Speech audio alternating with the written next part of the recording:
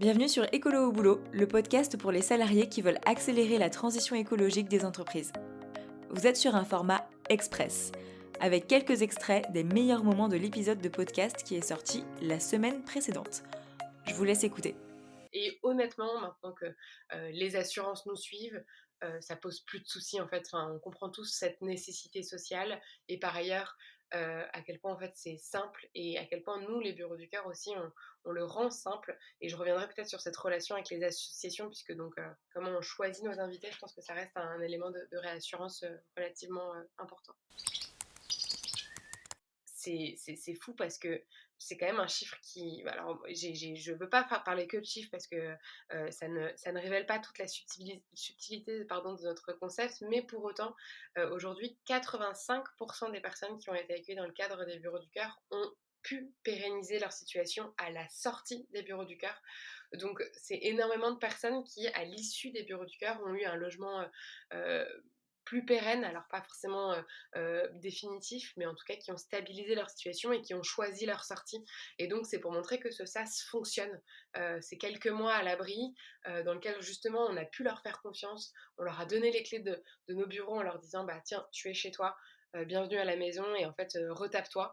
Et bien ça leur a permis vraiment de se remobiliser et derrière de pouvoir pérenniser leur situation. Donc c'est quelque chose qui fonctionne vraiment très concrètement.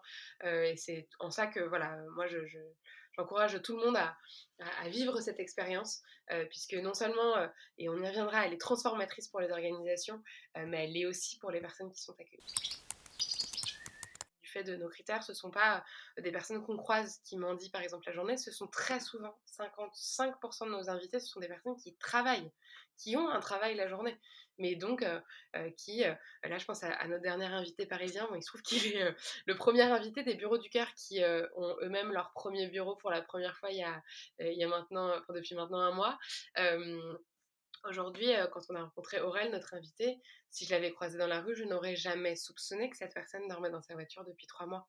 Ça ne peut pas se voir. Ce sont des personnes qui, justement, ont encore ce lien, comme je le mentionnais, et qui ne veulent pas le perdre avec la vie, en fait, tout simplement, et qui font tout pour se remobiliser. Donc cette rencontre, en général, elle est très marquante. Et donc elle est importante puisque, en général, on casse déjà un millier de stéréotypes qu'on peut avoir en tête. Pour les visiteurs des entreprises, il y ait ces affichettes-là qui vont éveiller la curiosité en disant c'est quoi cette histoire, prenons soin de cet espace qui est partagé avec notre invité, c'est qui votre invité, et justement de préciser qu'il y a des personnes qui sont accueillies et ça, il y a plein d'entreprises qui m'ont déjà dit oh, mais moi le fait d'en parler, alors c'était un rendez-vous hyper important, mais je pense qu'on a parlé pendant 30 minutes des bureaux du cœur et bah, en fait, de fait, on a montré qu'on était une entreprise hyper engagée, qui allait très jusqu'au boutiste sur un domaine qui n'était pas notre domaine d'action initial, hein, évidemment.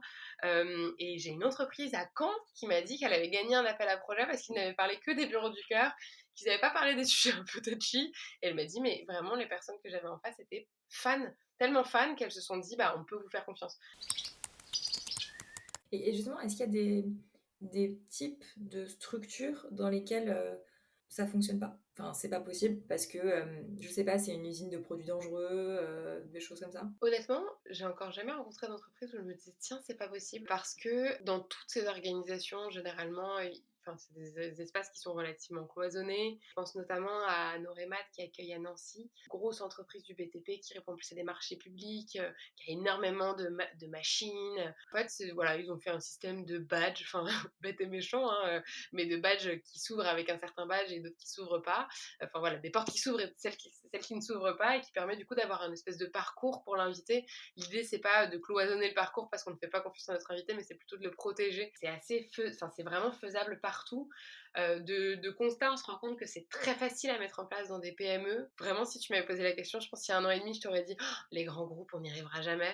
Bah écoute, depuis 1 an et demi, on a AXA, Danone, Vinci, ces grands groupes qui sont du coup justement, qui nous paraissaient être un peu des mastodontes impossibles à faire bouger, qui ont parfaitement bougé aussi. Si ces extraits vous ont donné envie d'en savoir plus sur le sujet, allez écouter l'épisode entier. Il est déjà en ligne. Ce format express vous plaît ? Si oui, dites-le moi avec des étoiles ou commentaires sur votre application de podcast pour que je continue à vous les proposer. Ciao !